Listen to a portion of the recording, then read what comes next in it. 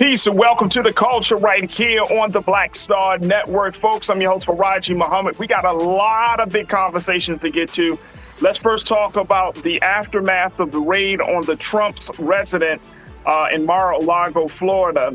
We talked a little bit about how Republicans are coming to the defense of the former president, but now he is moving forward and setting up his plans on dealing with the next phase of his legal battles. Also, let's talk about the fact that he invoked the Fifth Amendment in the situation in an investigation that's happening in New York State by the Attorney General Letitia James. So I want to get your reactions to this. Let's talk about this and what you're seeing and what you're expecting to see as these things continue to unfold. Also, let's talk about the airstrikes in Israel and the killing of 4 Muslims in New Mexico. What does that mean as folks all across the world are looking at the plight of the Palestinians and the Islamic community? We check in with Laura Albas from the Institute for Palestine Studies to give us some insight into that. Later, let's talk about CDC updates on COVID vaccines. The CDC is saying that children under a certain age need to be boosted and vaccinated as we all get prepared for the school season. And we're going to get some updates about where we stand on public health and policy in this country. And then I got to have a special conversation with Dr. Dunn of the Dunn Foundation, who's having their 11th annual back to school book bag and gift giveaway. We'll have a little conversation about the beauty and the art of community service. All of that is coming at you right now on The Culture here on the Black Star Network. Let's go.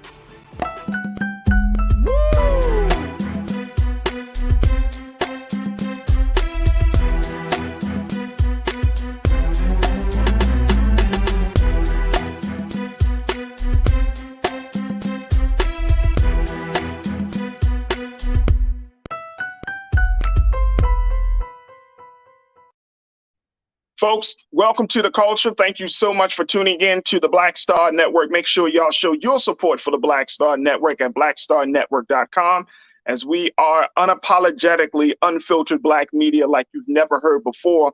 So check us out at blackstarnetwork.com. Download the app for free, and most importantly, continue to support the great work that we do to change the conversation, to make sure that we say our stories and plead our case.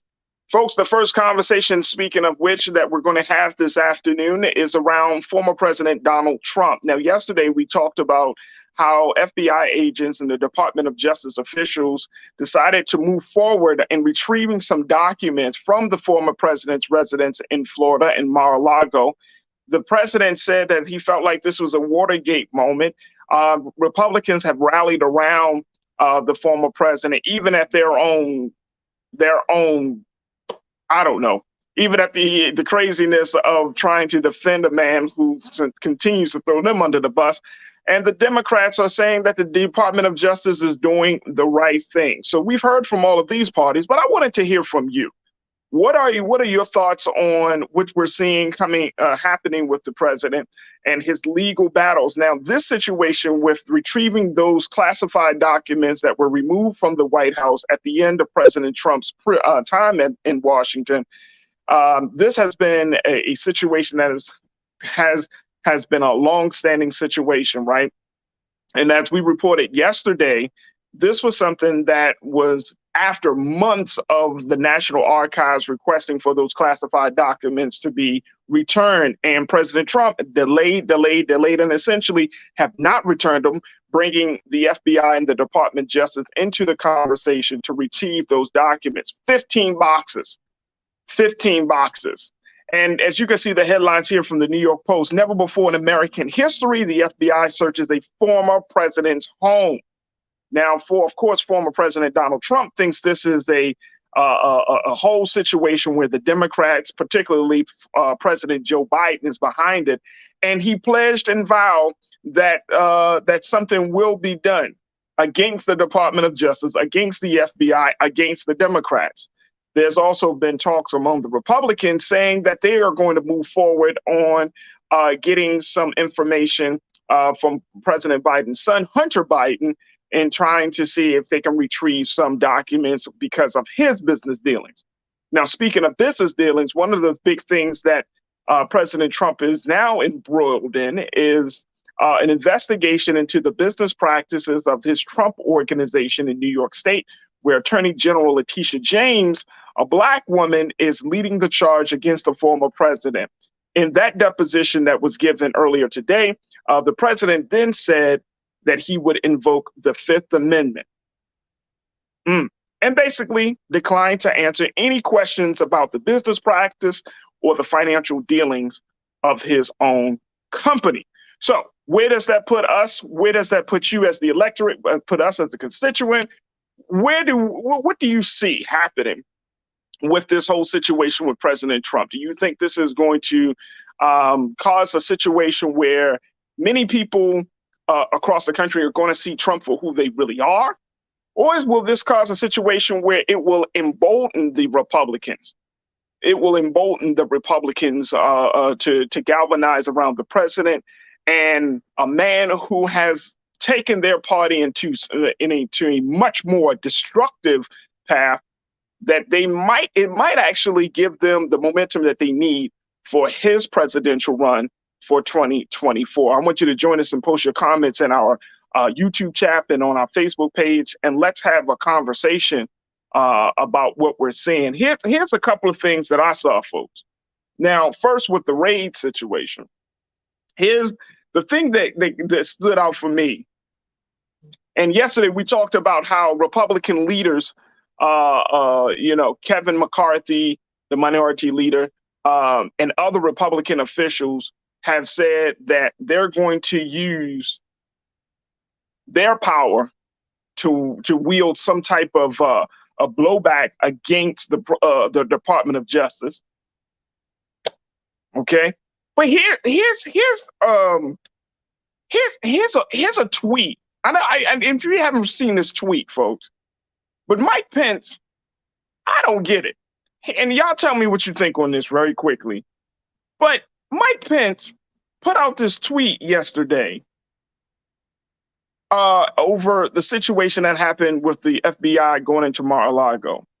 Y'all remember, this is the former vice president of the United States. This is Trump's guy. But him and Trump haven't been on the right terms. Mike Pence tried to distance himself from Trump because of the January 6th situation.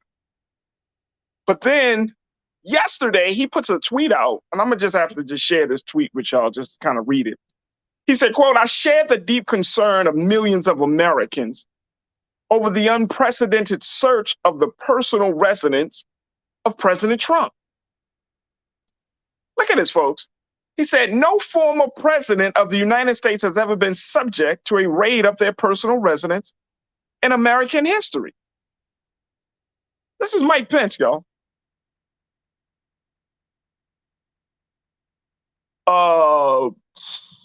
Mr. Vice President. It was the supporters of this man who said that they wanted to literally hang you on January the 6th.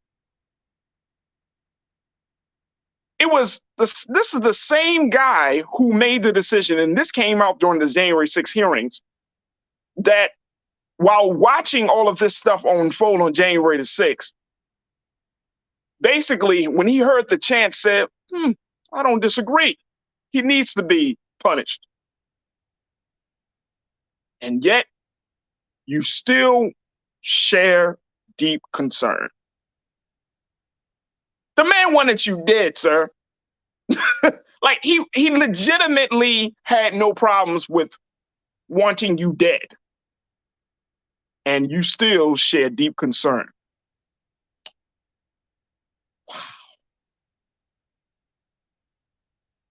Wow. Now look, if somebody wants you dead and then they end up in some hot water, you ain't catching no crowd. If somebody wanted me dead and they end up in a bad situation, I'm not sharing my no deep concerns related to them. I'm just not. This is the level of illogical insanity that I think is just detrimental. This is not just talking about Republican and Democrat. This is talking about, here are people in our system right now, folks, who don't operate from the same mental space that we need them to operate from. Literally. Like, this is the same group of folks who are saying, follow us, we know the way, but who rallies behind a man who will throw them under the bus. Okay, let's go to your comments, folks. And I got so many of you are checking in. This is the thing about this whole situation, because it's mind-blowing how the president is getting all of this, quote unquote, I would say this fabricated, this fake pity. Let's just put it like that. And they even are throwing out the idea that the FBI, they're throwing out the idea that the FBI may have planted evidence. Republicans who work in the United States government are throwing out the idea that they believe that the FBI may have planted evidence, folks. People who are thinking, who are so wrapped up in their privilege and partisanship, are talking about leading the country, and we're supposed to believe them.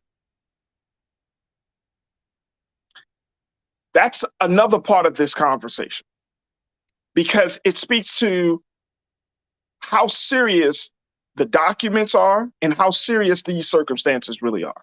All right, let's go to some of your comments very quickly. Let's go to Jawan Yvette. Jawan, thank you so much for checking in.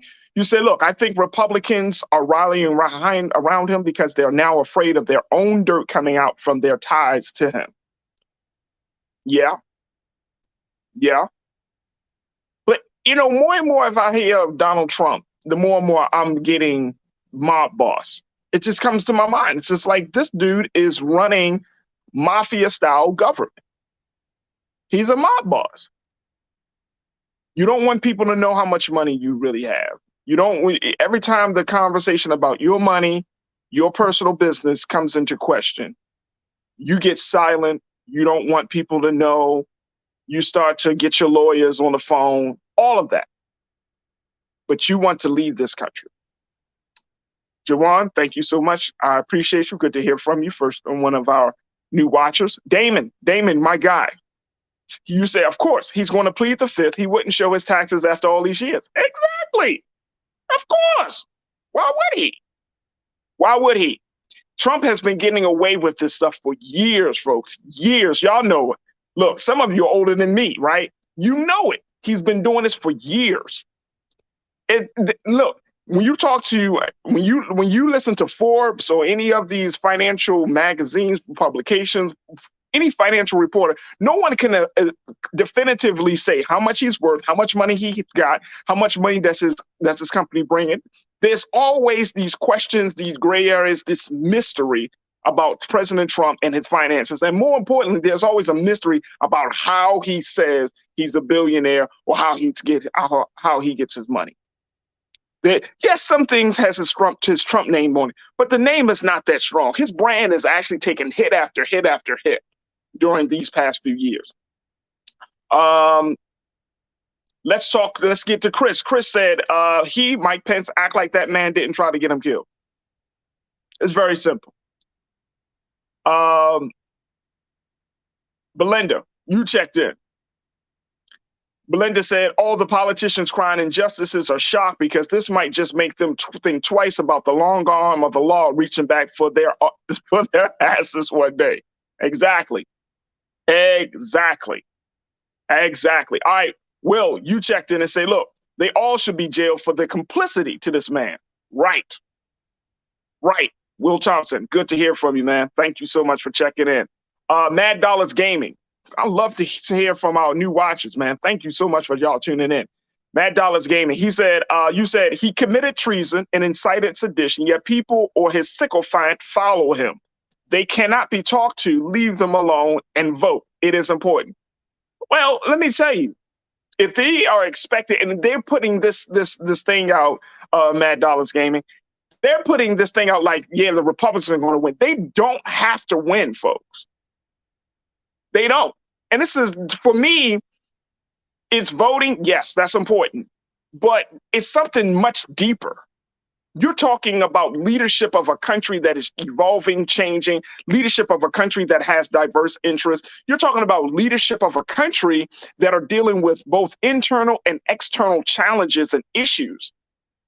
And this is where the resources of, and this is how the heads of the leadership are thinking. Stan the Rams fan.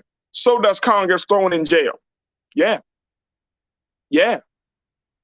Yeah. And thank you, Stan, and Mad Dollars, thank you for checking in. The fact is, this is scary. This is scary. I don't know if we can emphasize this enough. This is not good, folks. This is not just, this is just normal political bickering back and forth between the Democrats and the Republicans. This is a state of denial that is so destructive. A state of denial about the truth that is blatant to the American people. So not only are you lying to yourself, not only are you as a party lying, but you're lying to the American people, and you want us to go along with this lie. And then if we don't go along with this lie, you're going to create a story to make it seem like we're crazy, when in fact it's you that's crazy. And that's the part of this that I think that we can't forget. That at the end of the day, these are the same people that want to get our vote, that want us to put their trust in them. These are the same people that want us to believe that they have our interests in their best interest. Doesn't work that way. It absolutely does not work that way. And making sure on our end as constituents and citizens of this country, if you are serious about democracy, and this is a whole different conversation from just saving democracy. Remember, I talked about yesterday this idea of long-termism, which is this idea of thinking about the future people count. That's one of the premises of this idea. And if you think about the future, and I'm thinking, i.e. our children, what are they going to inherit over the next 10 to 15, maybe 20 years down the road? If the country continues to go in the direction that it's going, they're not going to be able to inherit much of nothing, especially Black children, Latino children, children who are often marginalized, who are part of groups that are marginalized. What are you talking about? What is going to be the future of this country? We really do need to ask ourselves this question. The other part about futurism, long-termism, is the idea that what we do today impacts us tomorrow.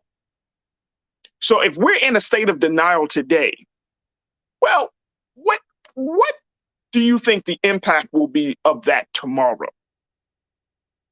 As we wrap up, this is President Trump's statement to the press. Let's just put this up here, if you can, Keenan. I want to just throw this up there. You can put it at the bottom. However, it's crazy. He wrote this on his media platform, Truth Social. His statement to the press. He said the FBI and others from the federal government would not let anyone, including my lawyers, be anywhere near the areas they were rummaged and otherwise looked at during the raid at Mar-a-Lago. He wrote this on Truth Social. He said everyone was asked to leave the premises. They wanted to be left alone without any witnesses to see what they were doing, talking, or hopefully not planting. Lying. Puts out little things. Yes, then they're going to plant it. As we close this point, I want to make this point. For those who say, well, y'all go hard on Trump, y'all go hard on Republicans, the Democrats, everybody is complicit, right? Look, nobody. Here's the thing.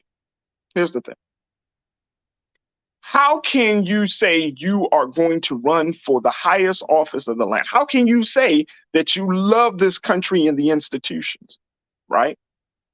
But you don't offer an alternative. You just go into demolition mode. You don't say, hey, we can do these things better, or let's look at the rule of law, or you don't even admit to the fact that you may have done something wrong, the big thing. But you go to break down and to instill a level of distrust in the very institutions that you say you want to represent. Tell me how that's smart. So you want us to believe that you don't trust the institutions, but therefore we should trust you as an individual who has a history of lying, a history of cover-up, a history of doing things that are illegal. You have a history, but you want us to believe you in understanding your context of the institutions that you want us to that you plan to represent as president of the United States. This is absolutely insane. Absolutely insane. Absolutely insane. We're in trouble. This is very serious. And at this point, as the American people, we need to do our due diligence and figure out a way to make sure, not just voting, but we need to do our due diligence to figure out how do we make government really work for us? Because at this point, the things that need to be passed, laws, the things that need to be done to save people's lives in this country, to improve people's lives in this country, will not be done. They won't be done, folks. I can't deny the fact that I'm from the United States of America. And I won't deny that fact. But even more importantly, I can't deny the fact that this is my home and I need this country to be better. I need this country to be better. I want it to be better. I need this country to be better. And I can't expect none of these people that are in office right now to make that better.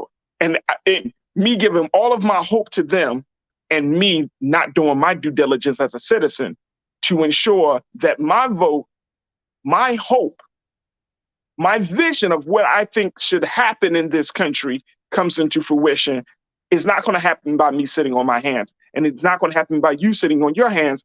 It's going to happen when we say enough is enough. We start to take action. We start to organize. We start to get involved. We are in trouble because leadership don't know. So since leadership don't know, it's time for us to know. Look, we got to take a quick pause when we move forward. Let's talk about the situation across the water with Israel, Gaza. Israel had launched another set of airstrikes against Gaza with the timing of their national elections. And let's also get some insight about the latest around 4 Muslims being killed down in New Mexico. We'll have the conversation with Laura Alabas from the Institute of Palestinian Studies to share her thoughts with us. Stay with us. That conversation is coming up next here on The Culture on the Black Star Network.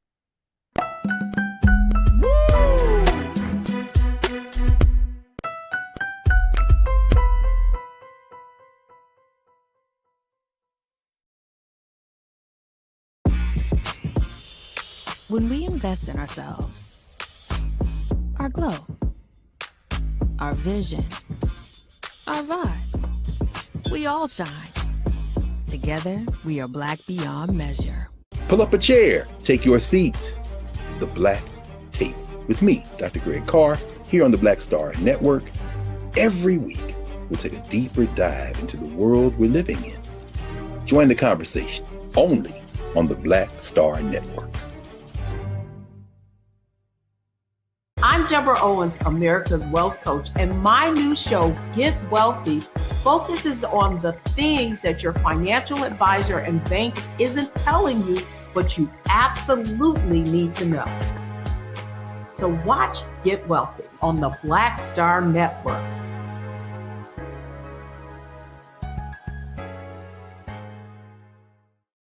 When we invest in ourselves, we all shine. Together, we are black beyond measure.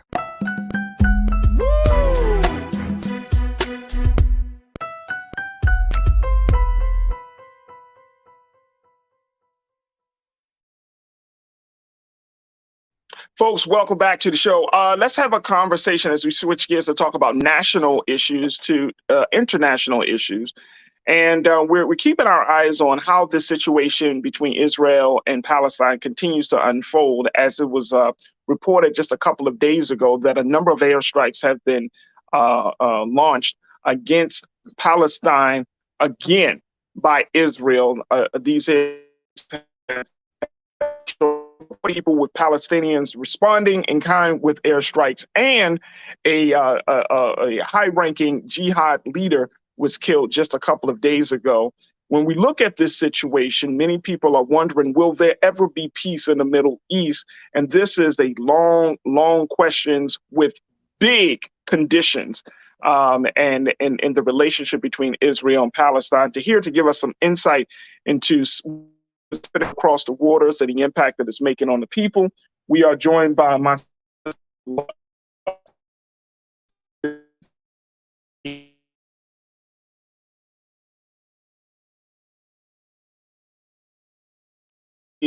as well as after this. Laura, thank you so much for joining us once again. How are you, sir? Hi, Farajii. Thank you so much for having me. I'm I'm doing okay, but it's a lot to take in right, after everything. Just into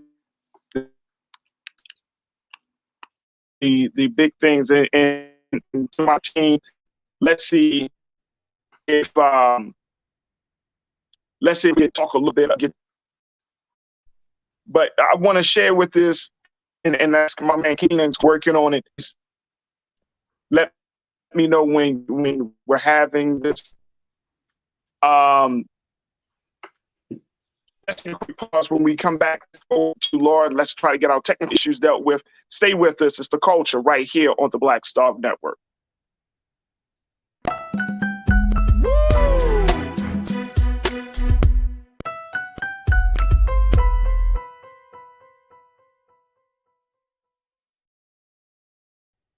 I'm Deborah Owens, America's Wealth Coach, and my new show, Get Wealthy, focuses on the things that your financial advisor and bank isn't telling you, but you absolutely need to know. So watch Get Wealthy on the Black Star Network.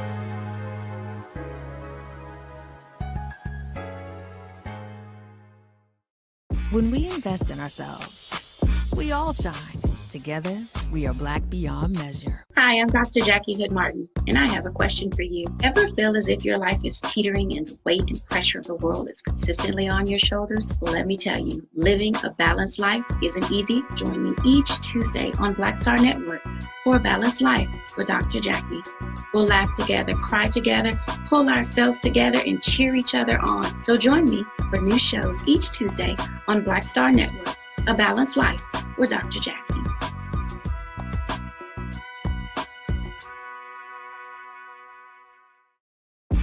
When we invest in ourselves, we're investing in what's next for all of us. Growing, creating, making moves that move us all forward. Together, we are Black beyond measure. Pull up a chair, take your seat. The Black Tape with me, Dr. Greg Carr, here on the Black Star Network. Every week, we'll take a deeper dive into the world we're living in. Join the conversation only on the Black Star Network.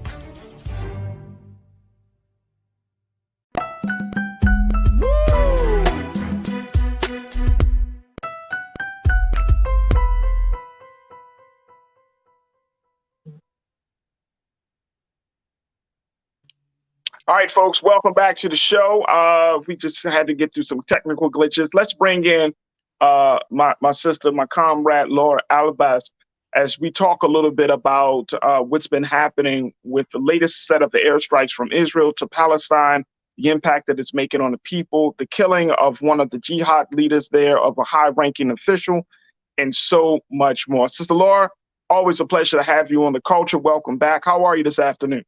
Thank you so much for having me, Farajii. I'm happy to be speaking about this today. Absolutely, absolutely. You know, one of the big things, Laura, that you're doing, of course, is communications. Your work with the Institute of Palestinian Studies.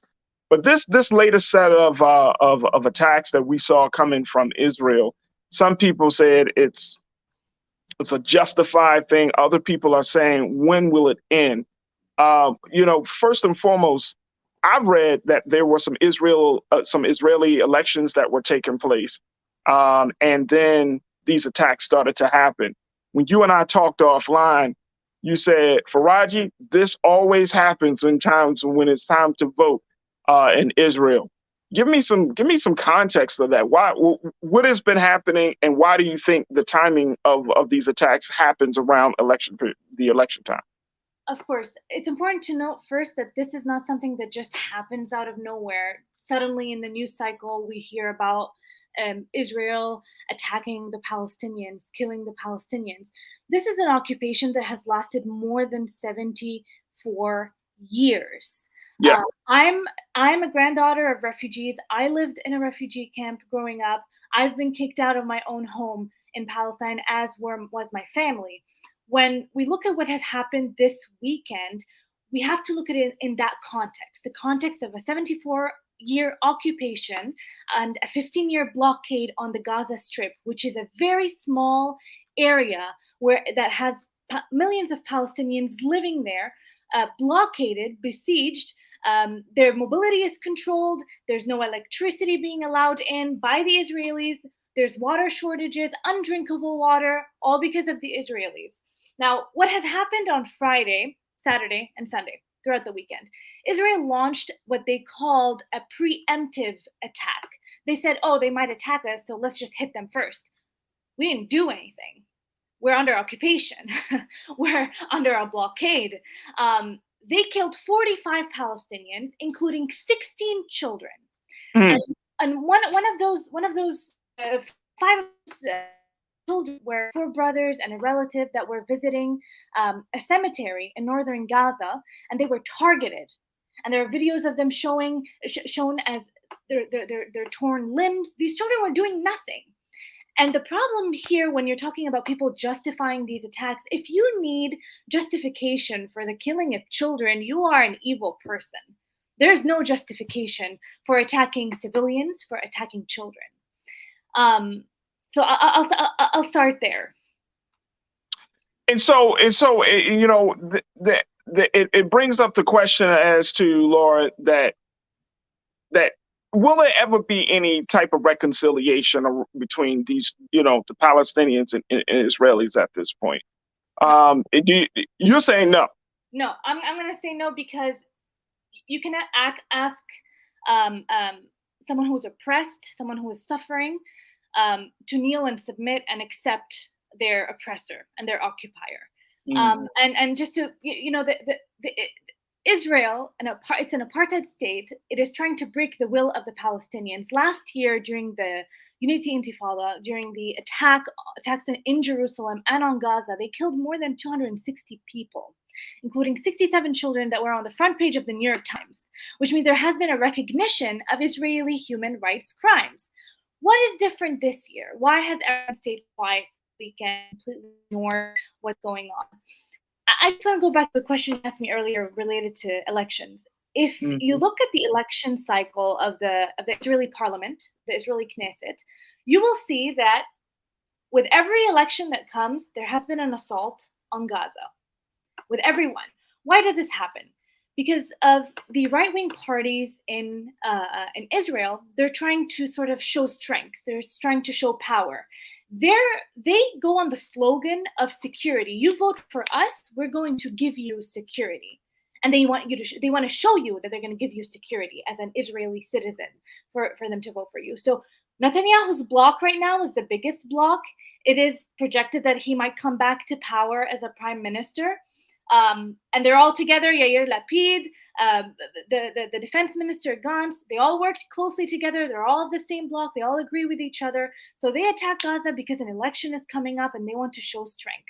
This is what always happens. If you look at previous cycles from 2008, from 2014, 2012, all these years that have taken place, they just want to show strength.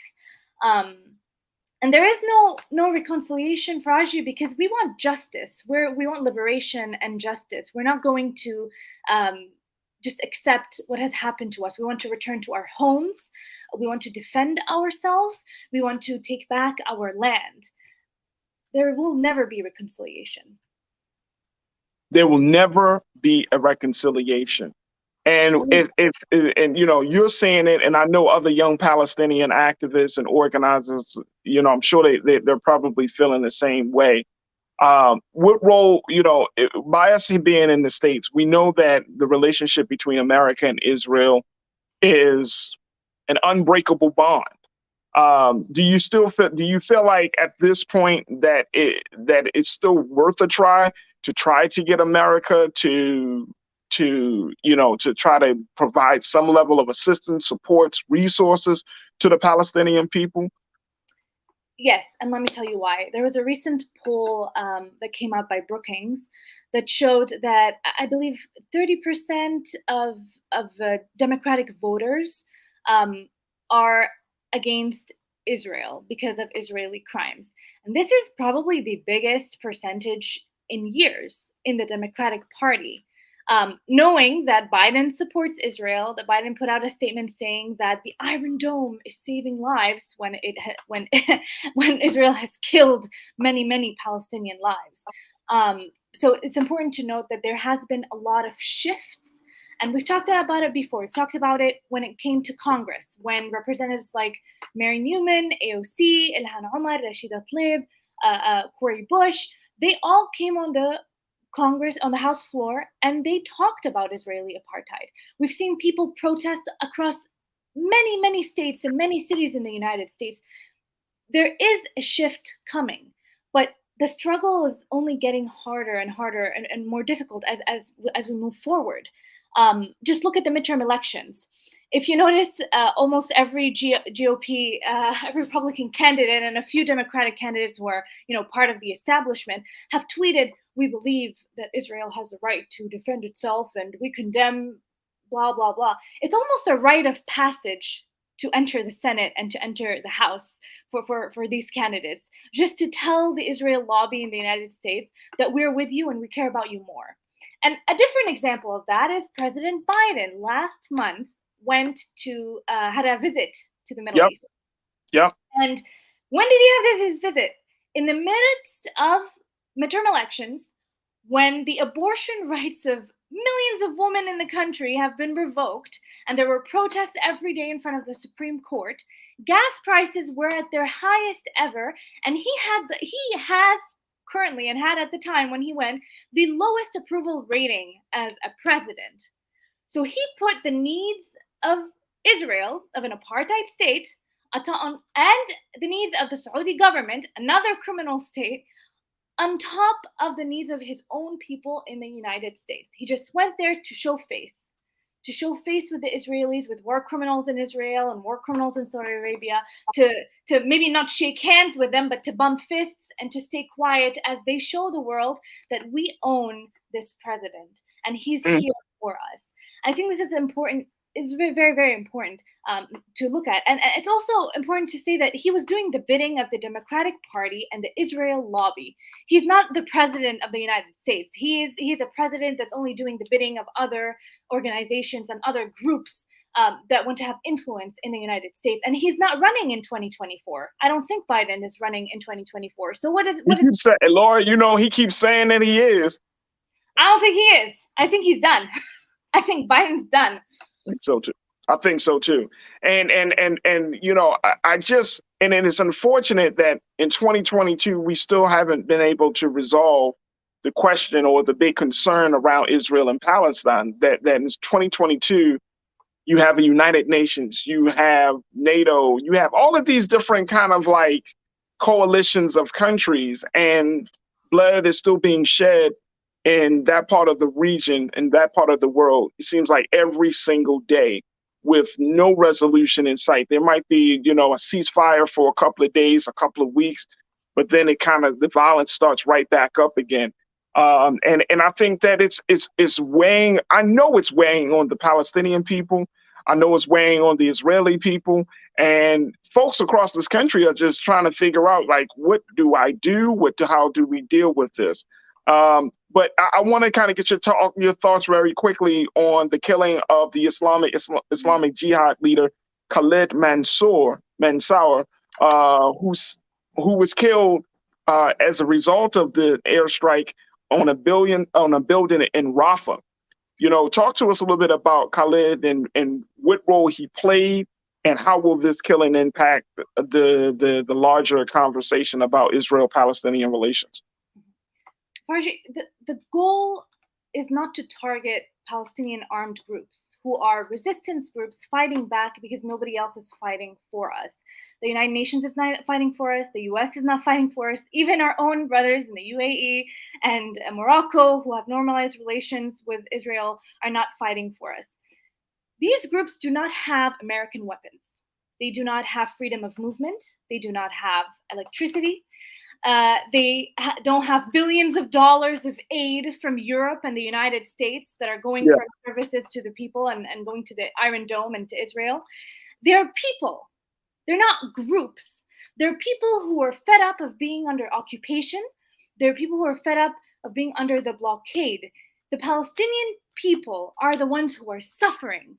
And the fact that news media keeps focusing, oh, look at this armed group, look at this militant group, they're disregarding that there are millions of people living in Gaza, that are living in Palestine, that are suffering from the Israeli occupation.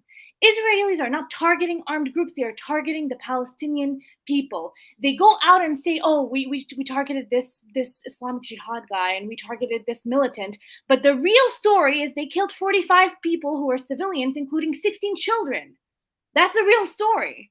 That's what we're looking for. They use it as a justification so that people abroad in the United States and politicians don't go out and say, oh, why did you kill these children? Oh, we were just targeting quote unquote terrorists.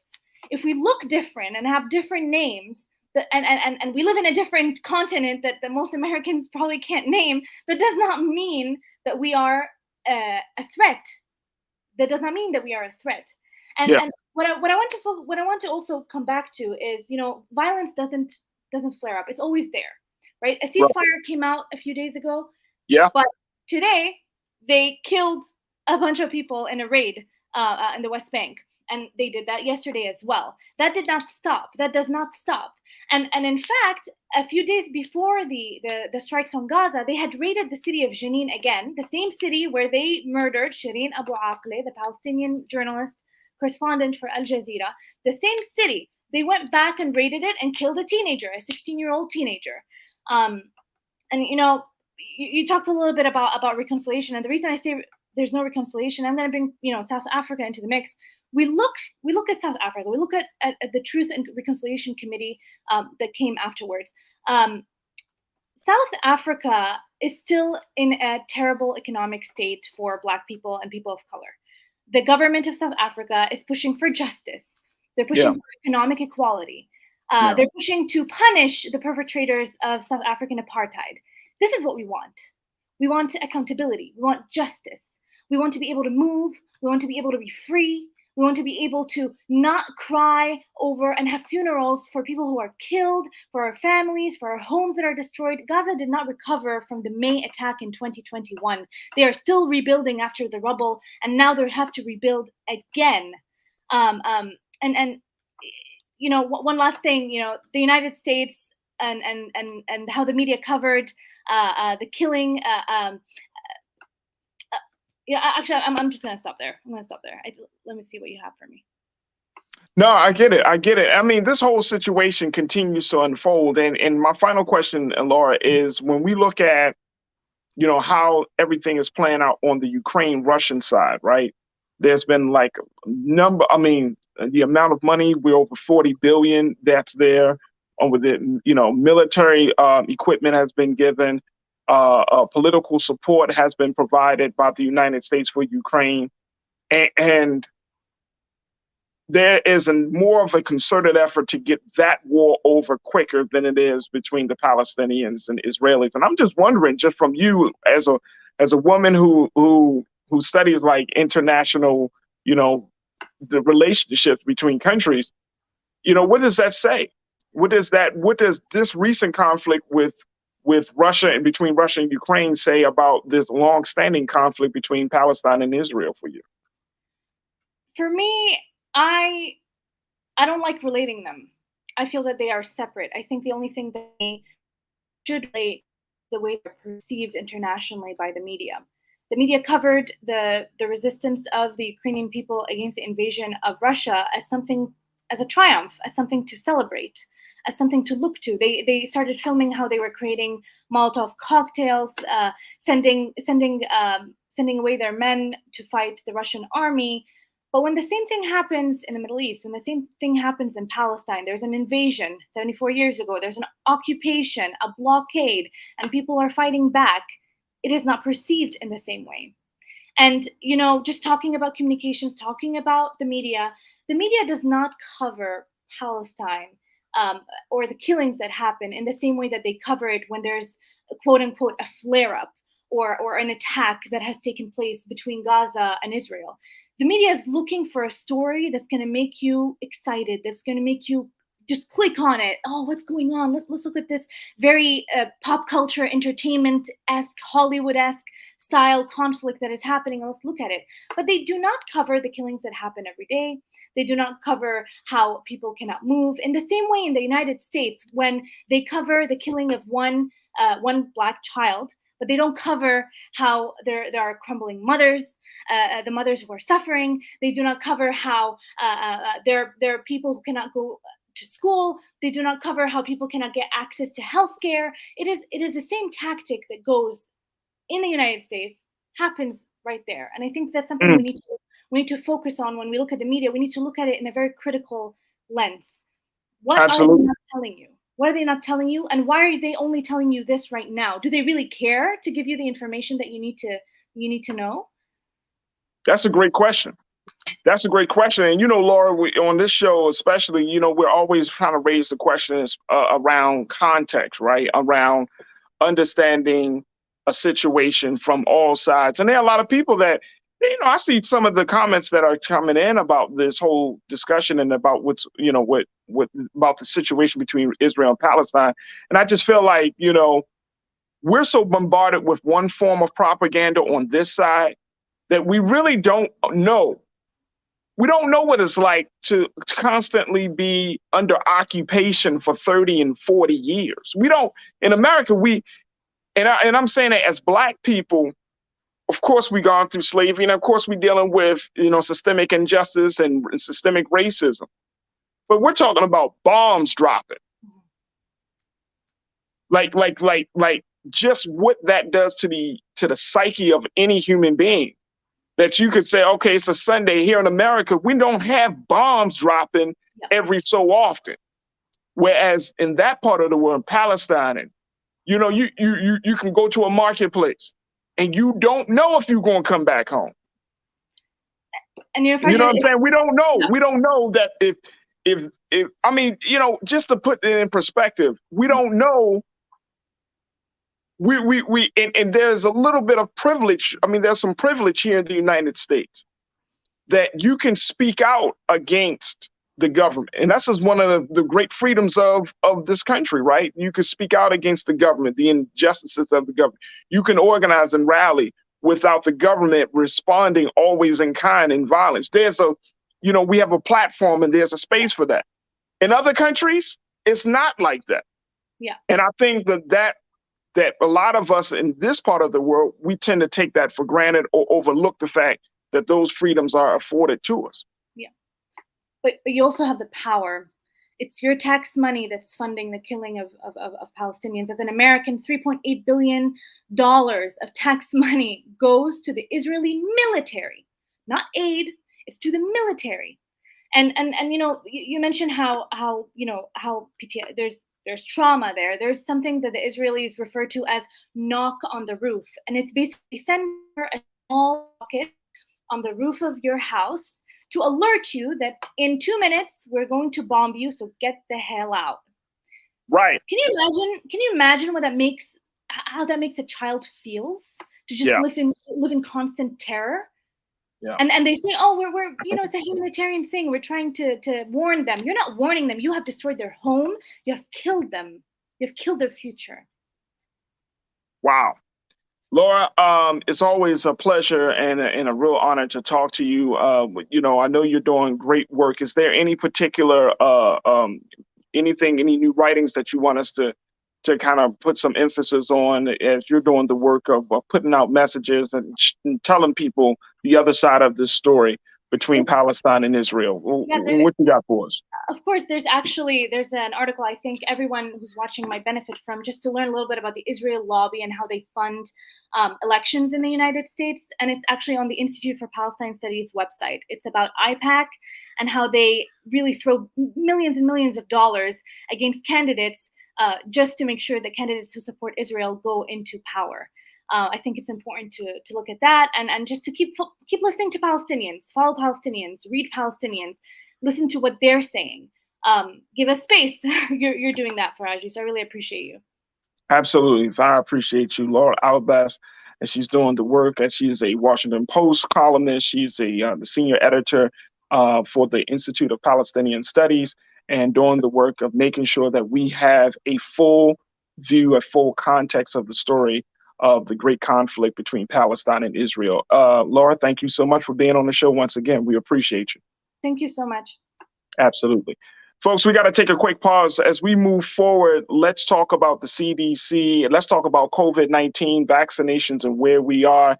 Let's have a conversation about public health. Stay with us. That discussion is coming up next here on The Culture on the Black Star Network.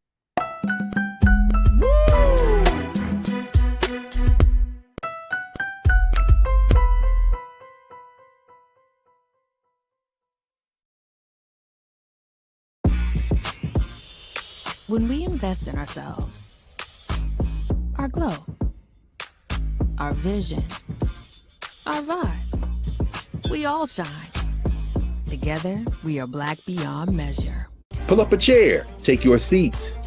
The Black Tape with me, Dr. Greg Carr, here on the Black Star Network. Every week, we'll take a deeper dive into the world we're living in. Join the conversation only on the Black Star Network. I'm Deborah Owens, America's Wealth Coach, and my new show, Get Wealthy, focuses on the things that your financial advisor and bank isn't telling you, but you absolutely need to know. So watch Get Wealthy on the Black Star Network.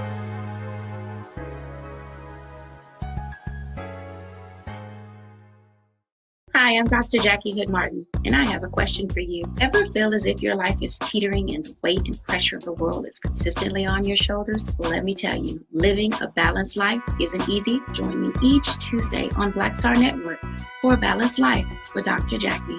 We'll laugh together, cry together, pull ourselves together, and cheer each other on. So join me for new shows each Tuesday on Black Star Network, A Balanced Life with Dr. Jackie.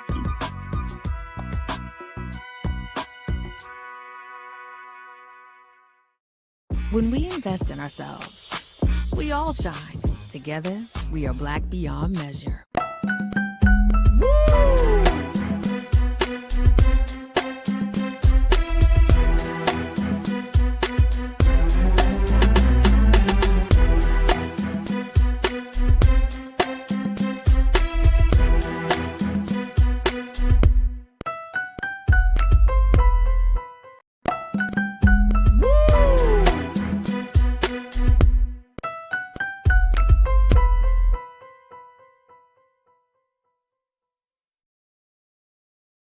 I'm Deborah Owens, America's Wealth Coach, and my new show, Get Wealthy, focuses on the things that your financial advisor and bank isn't telling you, but you absolutely need to know.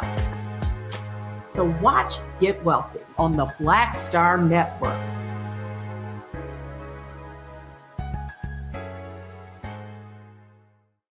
When we invest in ourselves, we all shine. Together, we are Black beyond measure. Hi, I'm Dr. Jackie Hood Martin, and I have a question for you. Ever feel as if your life is teetering and the weight and pressure of the world is consistently on your shoulders? Well, let me tell you, living a balanced life isn't easy. Join me each Tuesday on Black Star Network for a Balanced Life with Dr. Jackie. We'll laugh together, cry together, pull ourselves together, and cheer each other on. So join me for new shows each Tuesday on Black Star Network, A Balanced Life with Dr. Jackie.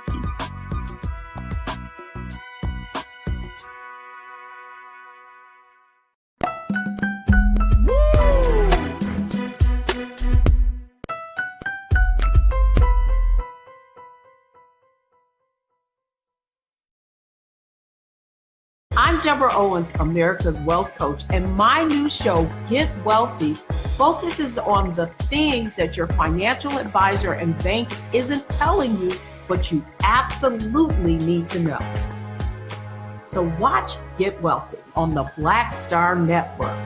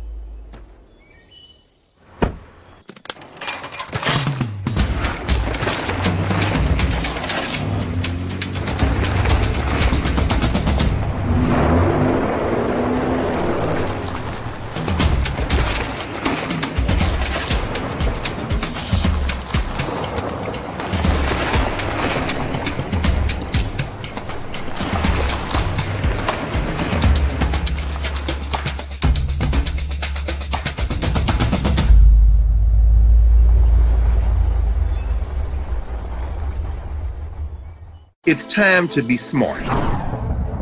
When we control our institutions, we win.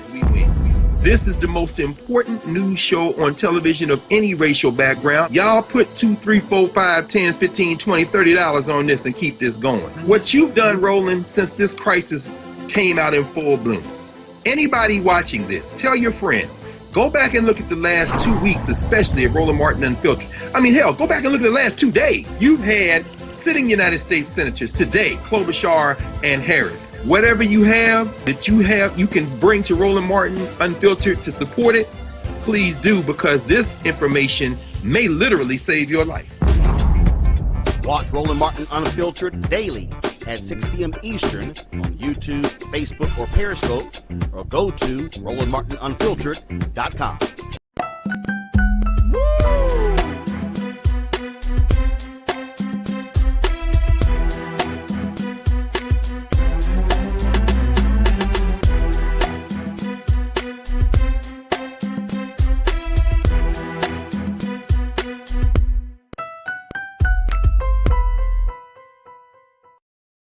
Folks, welcome to the second hour of The Culture right here on the Black Star Network. Thank you so much for tuning in. If you missed the first hour, you missed a great hour as we kind of got your reactions to the latest in the Trump investigation, from the raid of the FBI on his Mar-a-Lago property to the investigation from the New York State's Attorney General. So we had that conversation. Plus, we checked in with Laura Albas from the Institute of Palestinian Studies to talk to us about the latest airstrikes from Israel to Gaza and the impact and the ongoing conflict there between the Palestinians and the Israelis. So if you missed that first hour, make sure you check it out. Also, make sure you check us out at blackstarnetwork.com, where we are looking for your financial donations to continue to support us as we're moving forward to expand the work of the Black Star Network. We're talking about taking this thing to a whole new level, as Brother Roland mentioned, taking it to a 24-hour streaming service. So if you want to be a part of this history-making move, then definitely show your support at blackstarnetwork.com.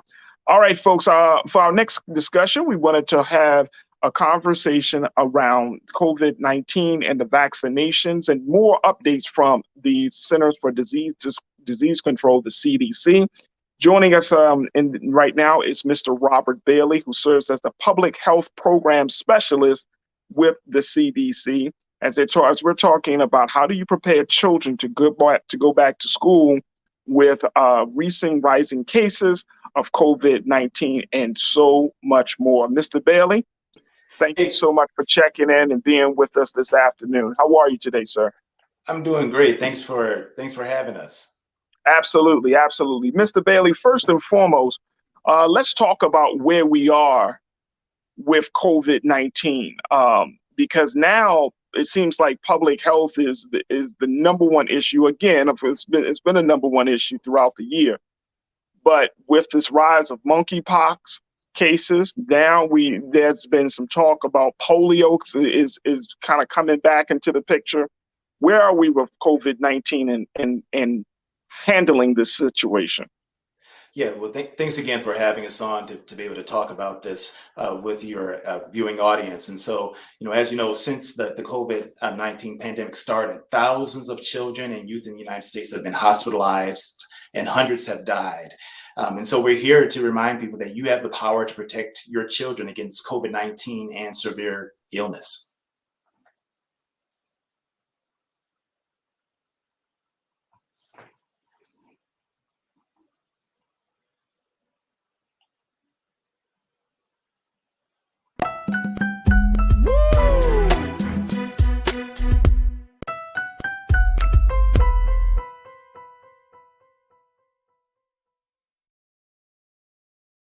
Don't you think it's time to get wealthy?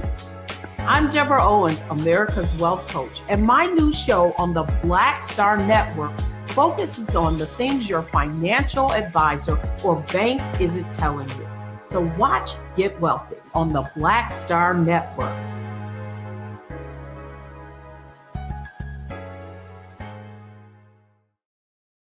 Pull up a chair, take your seat. The Black Tape with me, Dr. Greg Carr, here on the Black Star Network. Every week, we'll take a deeper dive into the world we're living in. Join the conversation only on the Black Star Network.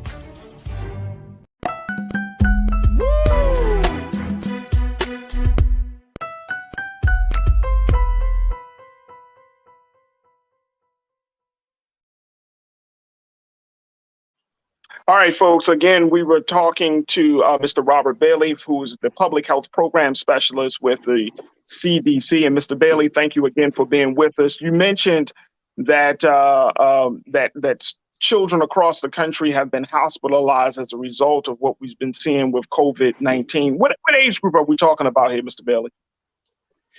Well, we're talking from, if you talk to your pediatrician friends, from young babies on up through those who are going to college. It has affected all children because of the spread of the disease. As you know, right now, the incidence of or the number of cases, continues to be an issue.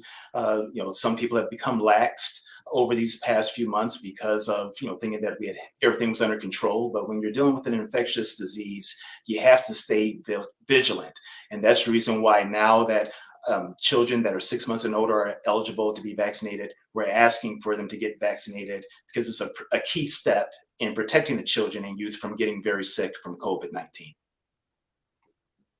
So when we talk about these vaccinations, right, when we're talking about just in terms of the recommendations, there has been so many different things out there, right? And I think that, we've been involved with this pandemic for over 2 years now. And a lot of people have said, hey, the CDC is, and I, as a person that studied messaging and communication, people have said, I'm looking like, okay, what is the right message that we need to get across, especially to Black people and to marginalized communities and communities that have been impacted by COVID?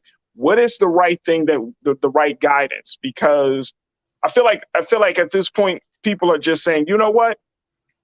I'm gonna just have to figure this thing out on my own, because it seems to be a lot of mixed messaging on that. Have you? I'm sure you heard that in the sense we've been dealing with this pandemic, Mr. Bell.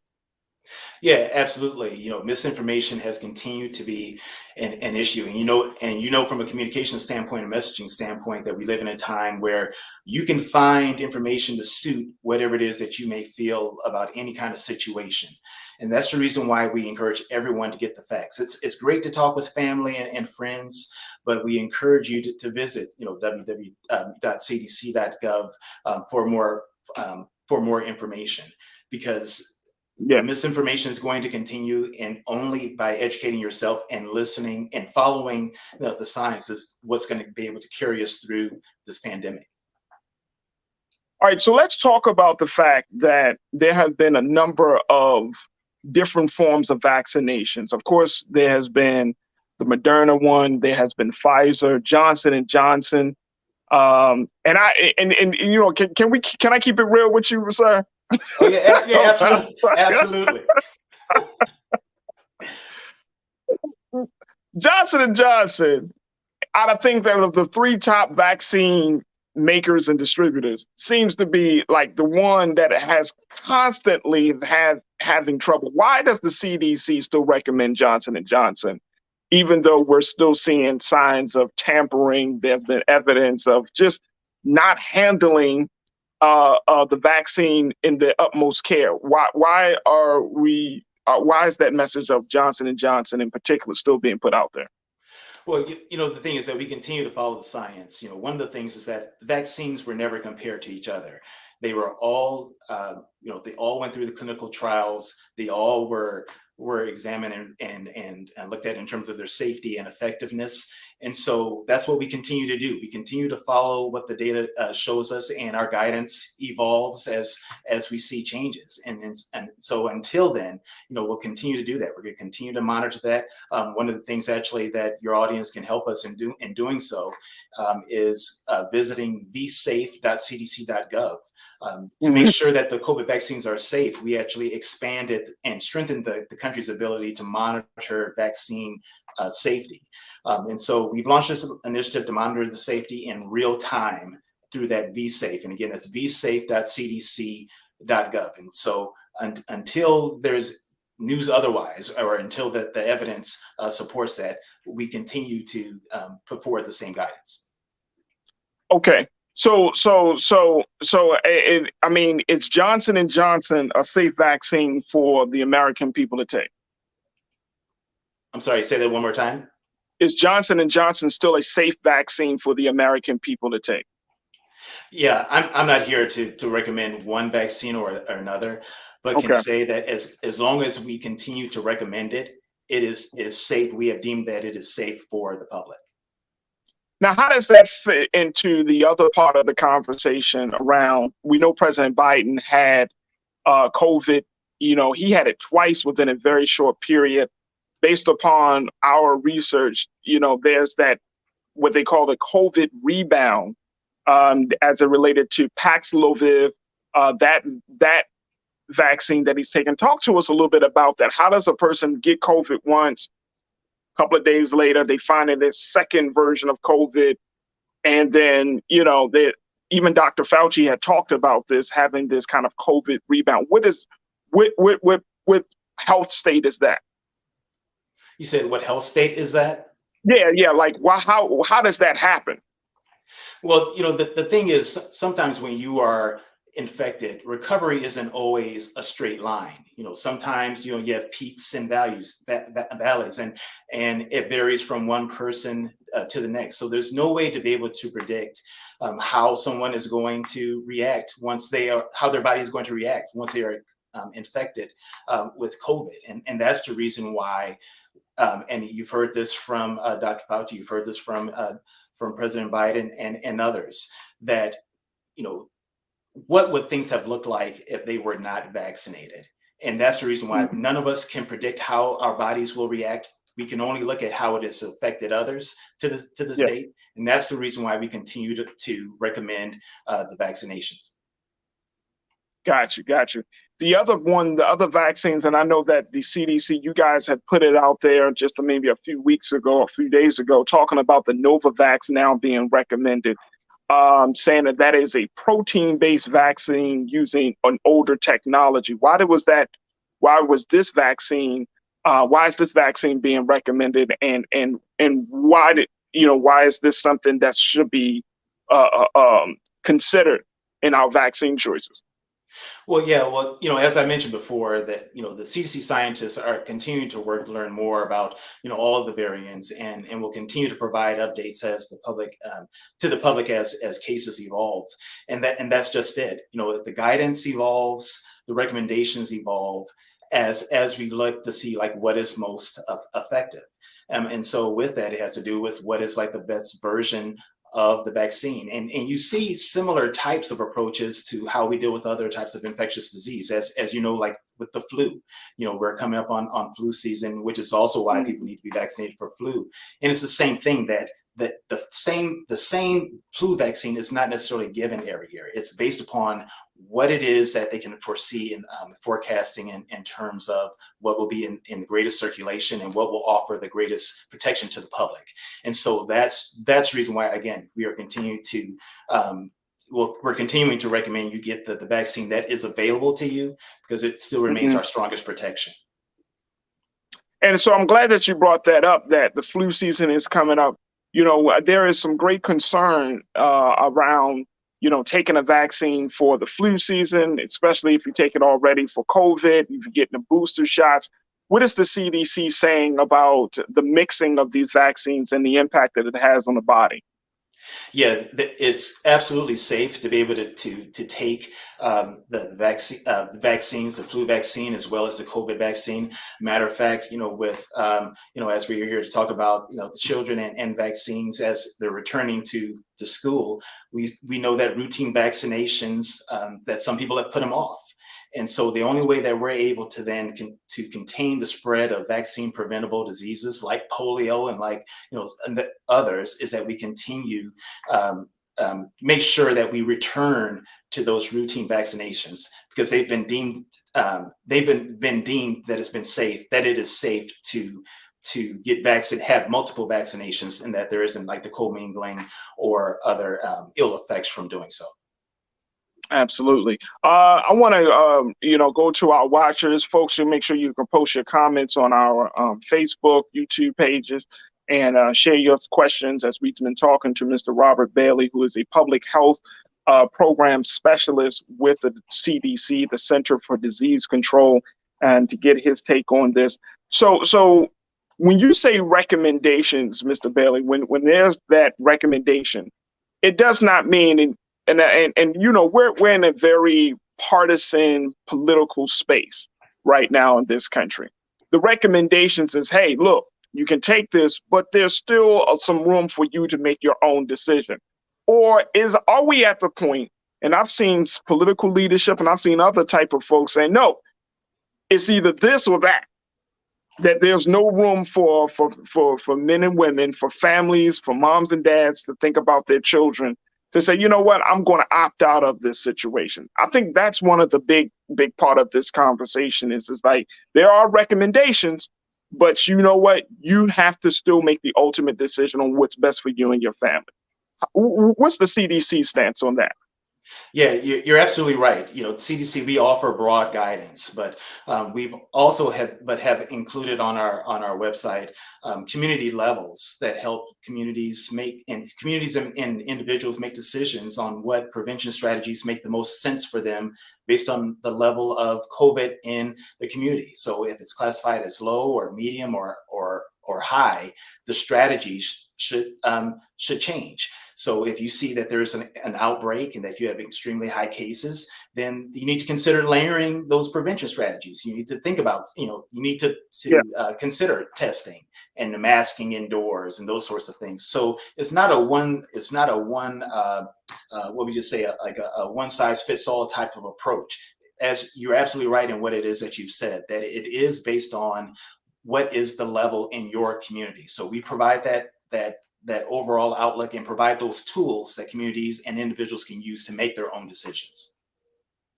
Yeah, and I know that especially coming up on the school season, there are so many people that are trying to figure out whether they should have their child wear masks going back to school. Should we expect some sort of guidance, some recommendation from the CDC over the next couple of weeks?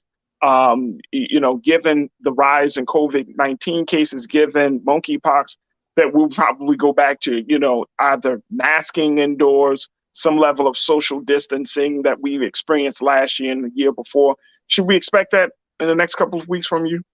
Well, that guidance is already up, is already on our site. Okay. So if you actually go, there's a section where you actually can look at children in school. Matter of fact, I think a week or two ago, held a webinar for to provide more information about kids and going back to school and what should be some of the considerations that parents and caregivers and guardians should consider. And so the recording to that you actually can find at www.cdc.gov protect dash children. Let's put that website out for us one more time, Mr. Bailey. It's www.cdc.gov, protect dash children. And I'll also see. Awesome. I also put in the chat for you so you can see the link. Okay. Awesome.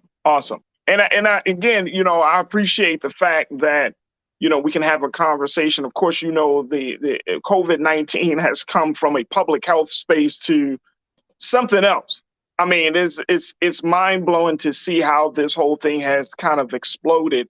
So many people have thoughts about how the United States and the CDC has been handling this situation, but we're not out of the woods yet. We're definitely not out of the woods yet. But I'm wondering, as we move into the other public health issues of monkeypox, for example, what type of handling should we expect from the CDC on that situation? Yeah, we continue to brief public health experts and physicians, health departments on like what is the broad guidance that they should follow. When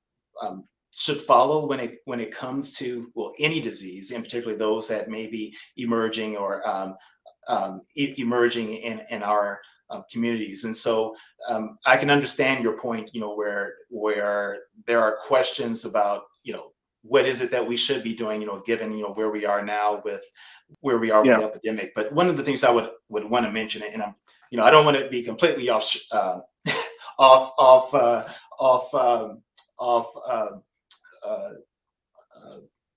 of whack for saying this, but in terms of sharing with you, and in terms of this being so important to like the culture, and I love the name of your show. It's the thing that with public health, that the thing about public health is that individual decisions do impact others. And so the idea that, it can be your choice or not to get vaccinated. It can be your choice to wear a mask or to get tested. But the fact is that the decision that you make does impact others. That's the way that infectious diseases work. So if there's a lot of disease circulating in your community, the chances of you contracting it are higher, which is the reason why you need to do more to protect yourself. If there's less disease in your community, maybe you don't need as many layers of protection. But the fact is that the decision you make does impact, other people. And to that point, I think that comes from, yesterday we had a conversation or 2 days ago, we had a conversation here where we talk about, it's not just the content of what's being said, but it's also the medium by which that content is displayed. And I think that's the other issue, that there is a lot of distrust that people have of government institutions in general. And now that we are in a space where we have these various public health challenges, that people just say, you know what, the CDC has been coming out with mixed messages, or they feel like the CDC has come out with mixed messages. And I've expressed the same type of, concern and frustration as well. But, so it also speaks to, the fact that there has to be a level of trust that has to be established between the people and the institution in order for people to say, okay, I'm going to take these recommendations. I'm going to take this guidance seriously. Is the CDC working with, and I know I've seen the campaigns, influencers and all of those folks, and that's all well and good. But at the end of the day, you're talking to Black and brown people who have been lied to blatantly and behind closed doors about the state of our health, about the state of our community.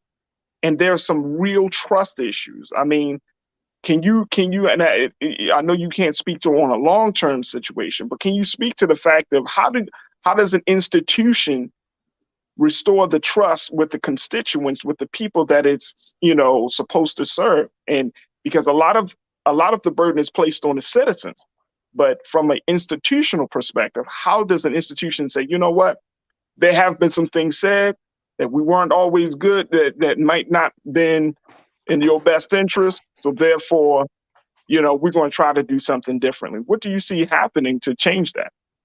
Well, the first thing that came to mind when you said that is I did quite a bit of work with civil rights organizations over the years, and one of the things that always sticks with me was a quote from a gentleman that said that Black folks had developed a healthy paranoia of various institutions, just in general, just because of all the different things that you had mentioned. And we know that misinformation can be confusing, misleading, and ultimately deter people from receiving, the proper health care that they need.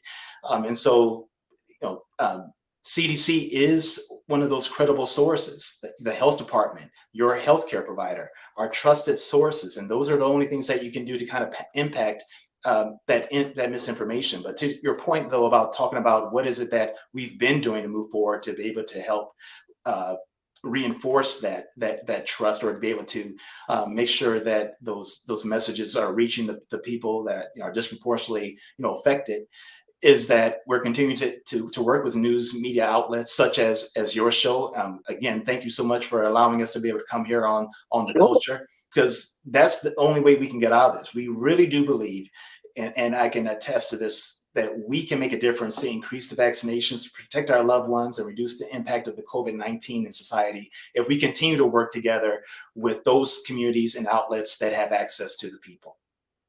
Absolutely. Absolutely. Well, I appreciate you for coming on, and here's my motivation to have you on, Mr. Bailey. My motivation is, and people know where I stand on COVID and everything else, but more importantly, my motivation is, this is a platform where even if I have a difference of opinion, I still think that we need to have the conversation, right? Like, we're not going to be able to move forward in bridging the gaps of our differences if we don't talk to one another.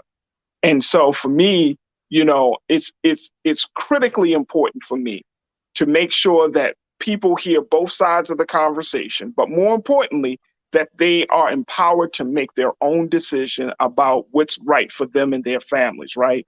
And I think that's where a lot of my watchers are, that yes, if you want to get vaccinated, certainly get vaccinated. If you choose not to get vaccinated, then make sure that you're taking other precautions and measures to keep you and other people safe.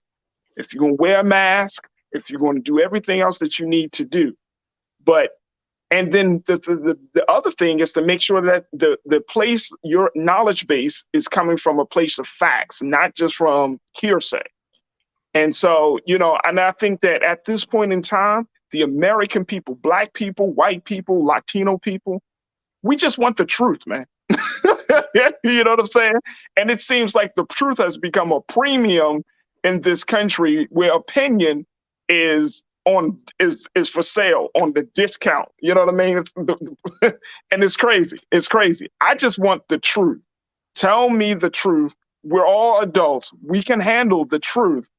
Once we start from a place of truth, then we can get to a place of justice. We can get into a place where people can feel empowered. And that's the best place I think we can be at this country in this time. Yeah, I absolutely agree with you. And that's the reason why we are here, because we're interested in the truth. Believe me, I would not be coming on here if it was just a matter of trying to kind of blow smoke, and try to, cover up, some other type of thing that may be going on. The things that we mentioned, the science matter, the data matter, and the recommendations continue to matter. And that's the reason why we're continuing to recommend that you get the vaccine that's available to you. My son actually just got his second dose of his vaccine just a couple of weeks ago. I'm also vaxxed and boosted, and I can tell you that. And the thing, again, the reason why I love the name of the show in terms of the culture, because rooted in the name of the show being called The Culture is the idea of being authentic, and that bringing on here that being authentic voices that are going to be able to give you the information, give it to you straight. You, again, make your own decisions. But again, to your point, the thing that you can do once you're armed with that information is do the things that we know work. To be vaccinated, staying at home when you're sick, getting tested, or wearing a mask when appropriate, hand washing, covering your coughs, all these things that we know work for other diseases also work for COVID. It may seem basic and it may seem redundant at this point, but we know that it works. The vaccines are working for everybody, including Black folks. And that's the reason why I'm here, and the reason why CDC is working with shows like yours, Mr. Mohammed, in terms of getting the information to the people so they can make the best choice for themselves and their families. Absolutely. There it is. There it is. Mr. Robert Bailey, who serves as the public health program specialist for the CDC. King Keenan, let's put that website on the screen for folks to get more information. See what the CDC has to say about getting your children in a healthy place, especially as we start the school season, folks. And I know it's CDC. Let me make sure we do it right. CDC.gov /protect -children. CDC.gov /protect-children. And of course, as we are looking not just what Mr. Bailey said, but also looking at the recommendations for schools and school districts across the country. Mr. Robert Bailey, we appreciate you for being on this culture here on the Black Star Network. We truly thank you, sir. Thank you. Appreciate it. Absolutely. All right, folks, we got to take a quick pause. When we come forward, let's talk to Dr. Dunn of the Dunn Foundation to talk about the 11th annual Back to School Drive and why it's important for us to never forget about the community we come from. Stay with it. That conversation is coming up next here on The Culture on the Black Star Network.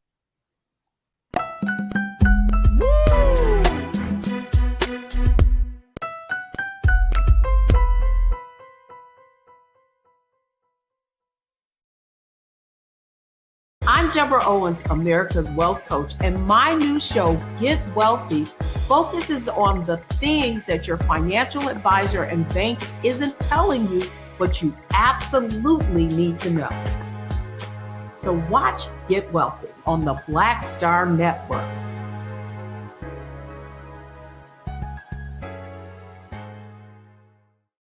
When we invest in ourselves, we all shine. Together, we are Black beyond measure. Hi, I'm Dr. Jackie Hood Martin, and I have a question for you. Ever feel as if your life is teetering and the weight and pressure of the world is consistently on your shoulders? Well, let me tell you, living a balanced life isn't easy. Join me each Tuesday on Black Star Network for a Balanced Life with Dr. Jackie.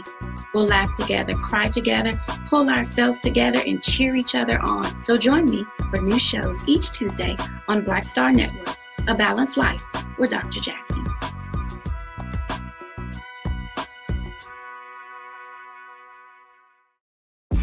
When we invest in ourselves, we're investing in what's next for all of us.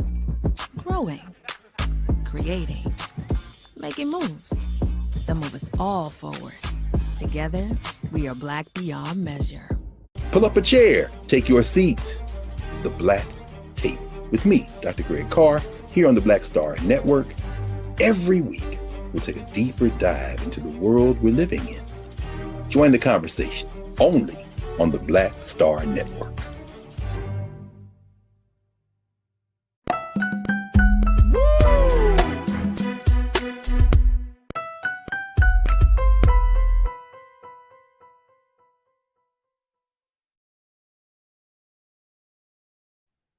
All right, folks, thank you so much for being with us. For our final conversation for today, we wanted to talk about the importance of community service and how you can start to do your part to give back. Well, this is something that the Dunn Foundation is planning to do as they are looking to host their 11th annual Back to School free book bag and supplies giveaway. Yep, take a look here, folks. If you're in the DC area and you're looking to get some, if you need it or someone else you know needs some back to school supplies, because it's that time of year. I know I had to get my son his stuff. We went out there and had to get our supplies because they go quick. Y'all know it. They go quick. So make sure you check this out. What the Dunn Foundation is doing. They're going to be packing 1,000 book bags with supplies and bags of fruit to be given out at Iverson Mall in Prince George's County, Maryland. So if you're in the DC area, definitely come on out. We got Dr. William Dunn on the show to talk to us a little bit about the great work that the Dunn Foundation is doing in this area and the importance of community service. Dr. Dunn, thank you so much for checking in with us on the culture. Look at this doc. Doc got all the degrees on the back, but then look, he ain't got his doctor coat on today. Hey Doc, we got you on mute, brother. Oh yeah, let's get you off mute. We need to hear what you gotta say. All right, do we got him? And folks, make sure y'all post your comments as we talk to Dr. William Dunn today. Make sure. Yep, I can hear you now, Doc. Yes. Yeah, I don't. I try to change the narrative.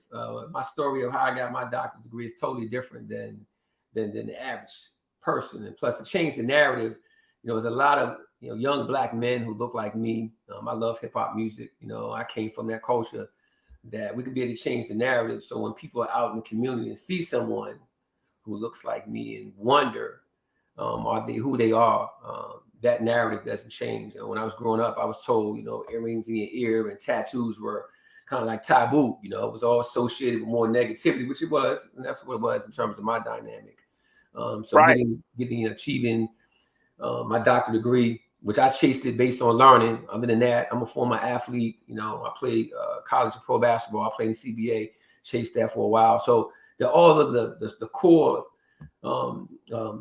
stereotypes of what one would look like, to be smart, to be educated, changing that narrative, what that looks like is part of that. So that's what you see here is what you get. Hey Doc, the show is called The Culture, so I love the fact that you represent for the culture the way you do, man. Brother, I love that, and more importantly, I love the fact that you keeping that in mind from your past, and then you're like, look, we gotta change the narrative, because I know, brother, that so many Black men, and I'm one of those who have been typecasted. Mm-hmm. Yeah. You know what I mean? Because of where we came from. Right. We came from. You know what I mean? What our zip code is. What what school we went to. All of those things. And I'm just, each and every day we're doing the job. We're doing the great work of just shattering those myths about Black people in this country. Right. And particularly Black men. I grew up between Virginia and New York City. I was involved in negativity, gang activity. If you want, I lost 3 of my friends before I was 21 to violence. I'm a product of a high school parent. I mean, all of the dynamics. My brother didn't graduate from high school, had a baby at 16. My sister went at 17. So all of the stereotypes of what my community, my family, and communities face every single day in terms of the Black community is still out there.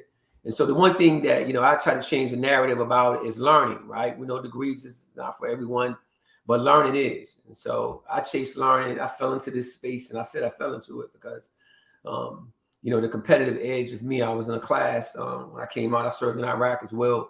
So, part of that, what does an Iraqi veteran look like, right?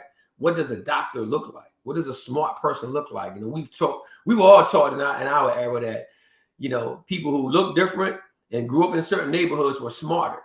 We were just taught that. And we started to believe it. We started to believe that. They started to say, you don't want to become that. You want to become that, based on your environment, your community. Right. That still exists to this day, where there's a stereotype about what you should be like in terms of your success. The only success that we see in our Black community in terms of that, people who have grown is either they're entertainers, right? Jay-Z, Beyonce, millionaires, or we hear athletes, or they're intelligent. You need to present yourself a certain type of way. Their professionalism has nothing to do with your look. And so your learning curve, your education, your smartness has nothing to do with your look. As you know, I can tell you, neither brother Muhammad, we done all been around people, man, who wear suit and tie, man. It's not as intelligent, man, as they suit and tie, man, presenting to be. Right? So you know what I mean? So we know that, right? So but however, they can make us feel uncomfortable because of the environment that they're in. I'm a professor. So, there you go. What does a professor look like? Right? I come to class, the first day of class, I'm gonna tell a story look just like this. you know, and then one just created a stereotype of who is this guy that's in class? Like, what is going on? Like, is he a class clown? Like, all of those stereotypes that will come with what a class will look like.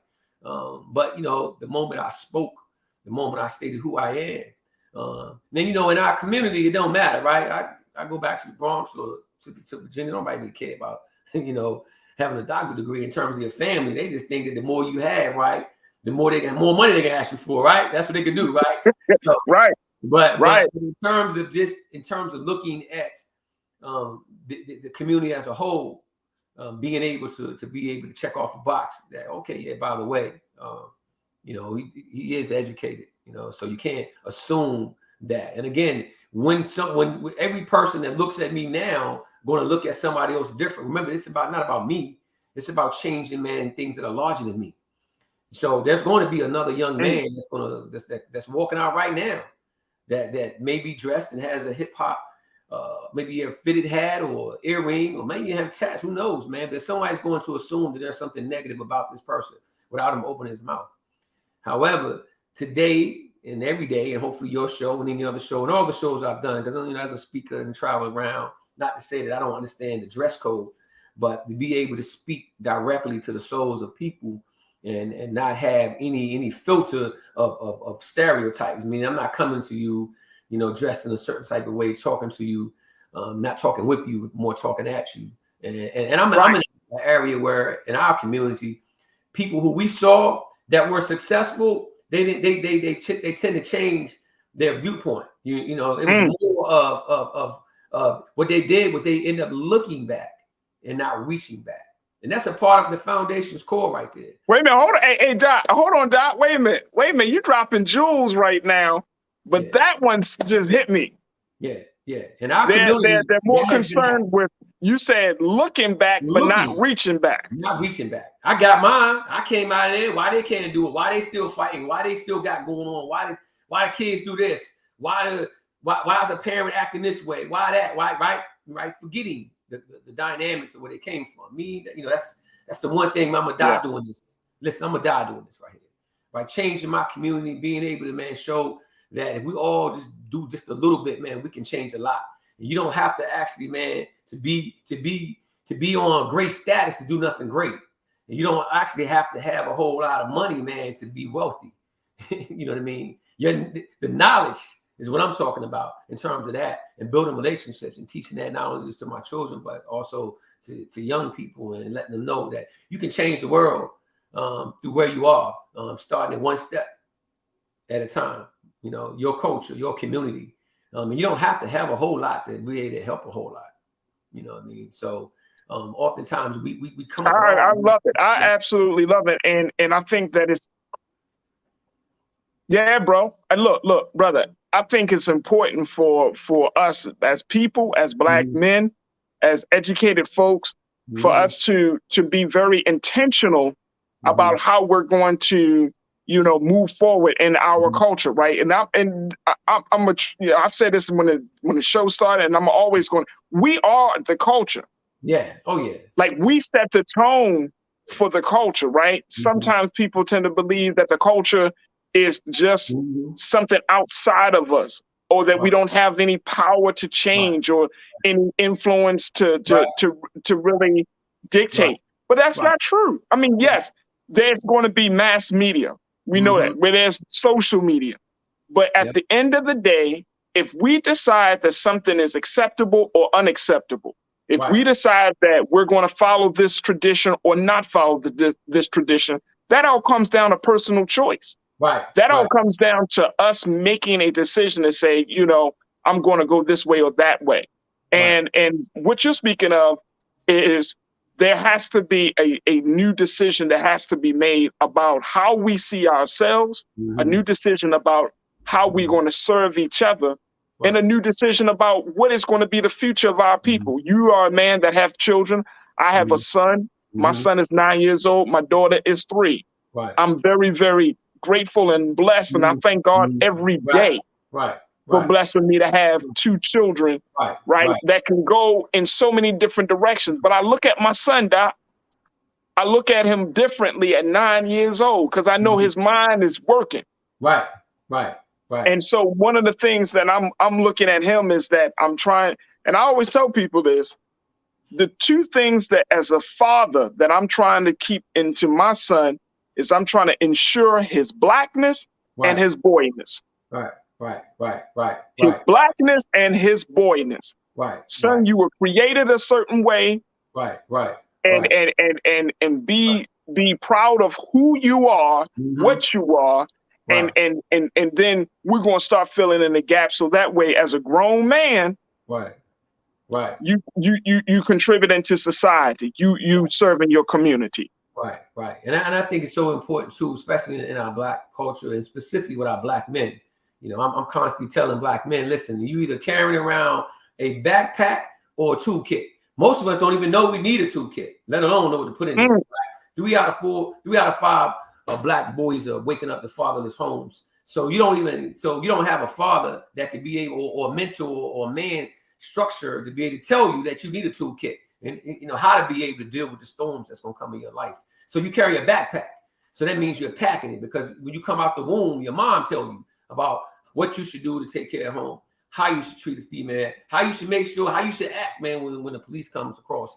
Everything that you receive in your entire life, you talk to your son about things you need to be careful about. That has nothing to do with him and his soul or who he is. It's about things he got to be able to watch out for. So he carry a backpack, and over years that backpack gets heavy. So it could be a small issue that'll happen. All of a sudden, man, you know, just like when you filling up a jar and it's constantly getting filled with things, you don't have no moment to release. And so not knowing that you need a toolkit, right? Not you need that toolkit. And then what should you have in your toolkit? You know, should you have patience in your toolkit? Well, what does it look like? Should you have a conversation when you were struggling with something? Should you be able to know how to be able to deal with losses? How can you deal with things that don't go your way? How you can deal with things when you're doing the right thing and still bad things happen? All those are tools. All those are tools that you have in your toolkit. And so, you know, I'm constantly trying to remind our young people that, you know, you carry either a backpack or a toolkit, and especially men. Come on. Especially men, right? Even older men. You know, I'm in my 50s, man. I never had a man ever talk to me about sex, to ever tell me about how to be a husband, how to be a good man in general. Why? Because they was taking it on the chin themselves. A lot of them were struggling. And when you think about the culture of our own community, man, especially talking about Black community, male and female, most of the times the Black male just take it on the chin. If he hear that he ain't nothing, he think about he ain't being nothing. I always say that, you know, how can you expect a young man to ever get past negative if all he hear is negative? And so that's part of that toolkit. And that's that anger. That's that frustration. You know what I mean? And what do you do? Because storms are going to come, right? You need to know that you got to think about it. When we're out, just even our life skills, we know we need to have an umbrella. We know that the sun don't shine every day and it's going to rain, right? We know it's coming. We don't know what day it's coming, but we prepared for it. We got an umbrella somewhere. And our young men and grown men and older men don't have that. Don't even know that they need to have a toolkit first.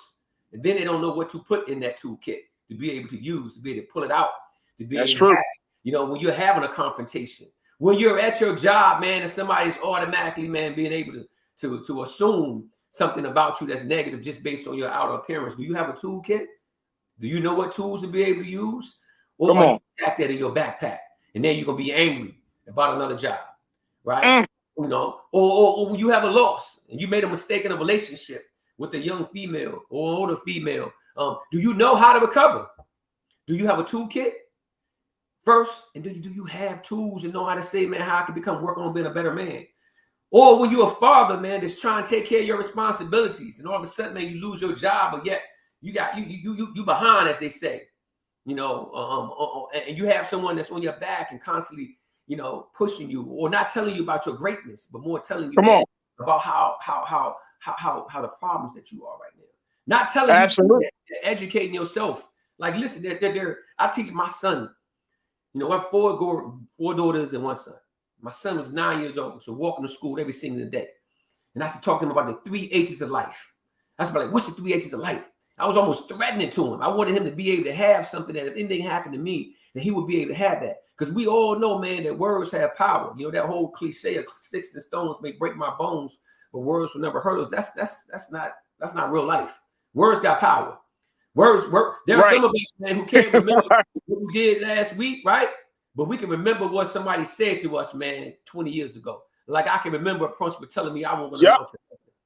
So we can still remember those words. And I would say, what's the 3 H's of life? And then, you know, I would just repeat it to him. Heart, hard work, humbleness. I said, son, you got to have heart to put hard work in.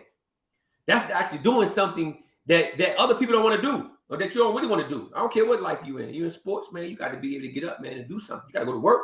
You got to practice in. If you're in the classroom, you got to study with other people, man, are partying. You got to put work in. Like you can't be a complainer, right? And say you're a hard worker in the same sentence. They don't go together. They don't go together. You can't say you're a grinder, but you ain't putting no hard work in. They don't match. You know what I mean? You can't be a whiner. Right. A man that whines more than he grinds, right? That don't make no sense. Like, don't even match. But they say in life you shouldn't guarantee things, but I can guarantee you that when you put hard work in, man, there's something that's going to come up positive. Hey, it come on, brother. Starter on your team. It might be that you got that girl, man, that you've been chasing for a long time. It may be you got an A on your test. You may have got that job, man, that's making good money, bought that home and that car because of your hard work. But see, that's just as quick as you got it, you can lose it. That's where your humbleness got to come in. See, when you humble, man, you keep working. People who are not humble don't keep working. People who are content complain. People who are content complain. Right? People who are hardworking continually. Come on.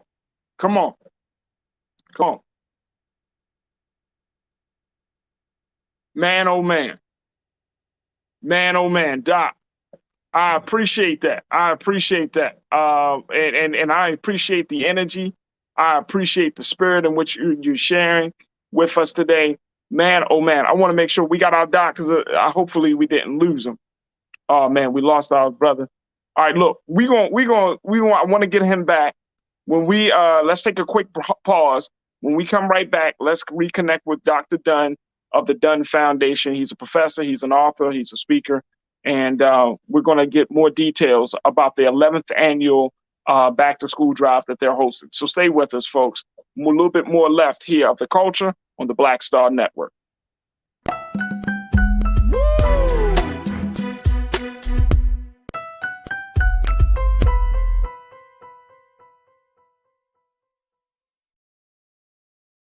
I'm Deborah Owens, America's Wealth Coach, and my new show, Get Wealthy, focuses on the things that your financial advisor and bank isn't telling you, but you absolutely need to know. So watch Get Wealthy on the Black Star Network.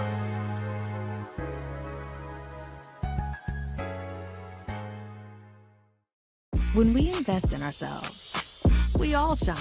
Together, we are Black beyond measure. Hi, I'm Dr. Jackie Hood Martin, and I have a question for you. Ever feel as if your life is teetering and the weight and pressure of the world is consistently on your shoulders? Well, let me tell you, living a balanced life isn't easy. Join me each Tuesday on Black Star Network for a Balanced Life with Dr. Jackie.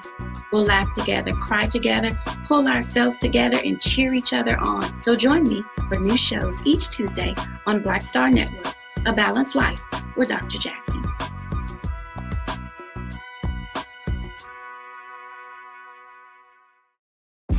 When we invest in ourselves, we're investing in what's next for all of us. Growing, creating, making moves that move us all forward. Together, we are Black beyond measure. Pull up a chair, take your seat. The Black Tape with me, Dr. Greg Carr, here on the Black Star Network. Every week, we'll take a deeper dive into the world we're living in. Join the conversation only on the Black Star Network.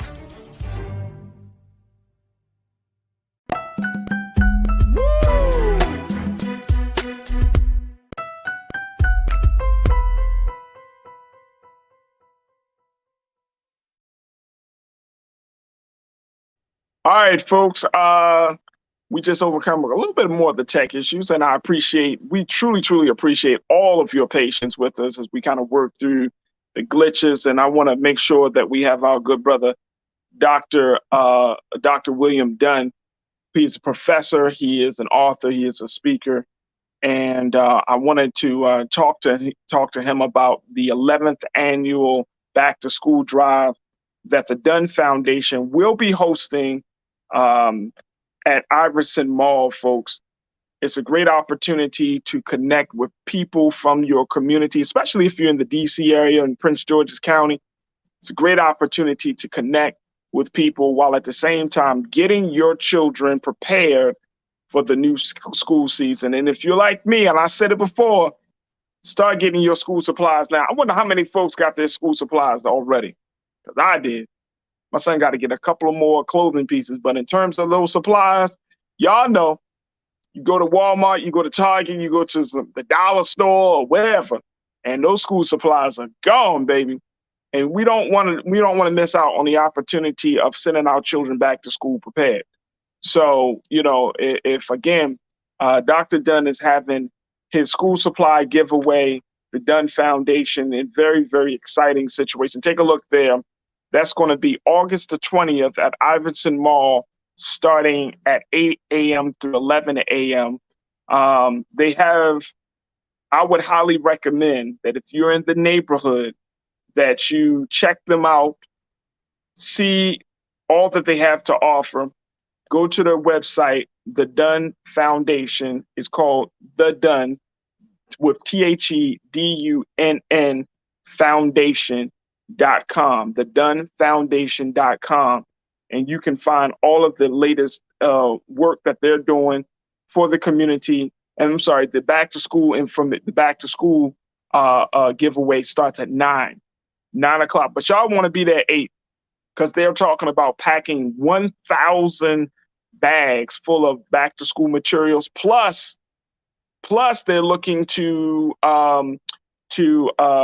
give away some other goodies, food, and some more goodies for the family. This is the 11th annual back to school free book bag and supplies giveaway. They also, if you go into the website, you can find how you can win a $100 gas card, which is real good right now, and so much more. So we really appreciate Dr. William Dunn for being on the show. I truly appreciate his passion, and I got to bring my brother back. I know he got a little tech issues, but we got to bring my brother back.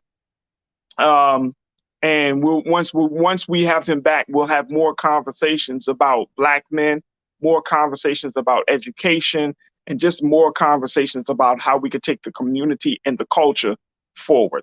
All right, folks, I appreciate each and every one of you for tuning in to today's show. If you enjoyed it just as much as I enjoy it, make sure you hit that like button on YouTube. Make sure you share the information. And most importantly, continue to support us here at the Black Star Network. Show them, King Keenan, how they can support. There we go. Support us right now at blackstarnetwork.com. You can definitely show your support through Cash App, through Venmo, through PayPal, through Zelle. We need your support. All right, let me see. We got some final words from Dr. Dunn. We got some final words. Doc, hey, Doc, we got you back in, brother. Yeah, I'm back, man. I had a storm. Hey, we just talked about it. We just talked about storms. We just talked about the storms in life, right? So, in the middle of this conversation, all of a sudden, man, the internet went out, the storms happened, but it just, toolkit, right? I got a toolkit. So, part of it is if I can, I know we didn't get a chance to kind of go through a lot. I know you guys have timing on it. We started out talking about this back to school event. Hey, Doc, let me just share with you. And as I share with our audience, we'll bring you back on because I think we need to have a larger conversation. I put out the information about what you guys are doing on August the 20th, of course, with the back to school giveaway and the drive that you have, 1,000 backpacks. But I think it's worthy of us bringing you back on to have another conversation about some of the other issues. Right. Because, we want to make sure that we further the culture. We want to push these conversations forward. And a lot of these conversations, it's not about white people. It's not about system. A lot of these conversations is making sure that we change how we interact and engage one another. We change our culture. It's an internal fireside chat for us. So we got to certainly bring you on. But I want to give you a few moments to share any final thoughts as people, take a look at your website, the DunnFoundation.com, Okay. and, consider coming out to support you at the back to school drive. What is the final thing you want us to keep in mind, brother?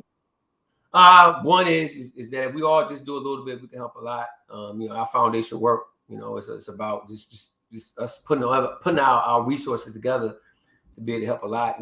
As you stated, this is our 11th year, but in our second year doing 1,000 book bags.